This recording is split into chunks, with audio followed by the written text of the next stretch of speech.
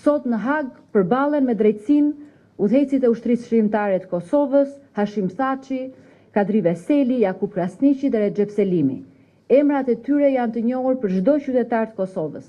Ata janë figura që përfaqësojnë një kapitull të caktuar të historisë tonë të rezistencës.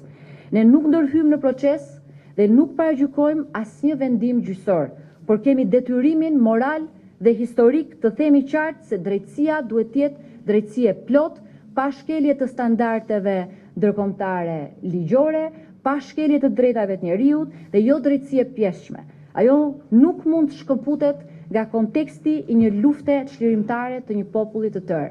Nuk mund të injoroj faktin se në Kosovë ka pasur agresion shtetëror, spastrim etnik dhe krime masive ndaj popullsisë civile shqiptare.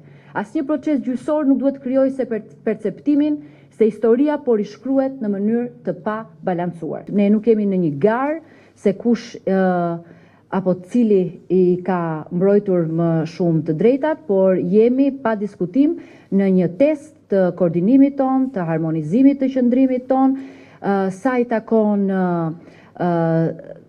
jo vetëm drejtësisë ndërkombëtare në Hag, por edhe qëndrimit ton kombëtar mbi luftën e UÇK-s, mbi legitimitetin e asaj lufte dhe mbi të drejtën e këtij populli për të mbrojtur me forcë të drejtën ndërkombëtare në nivelet më të larta.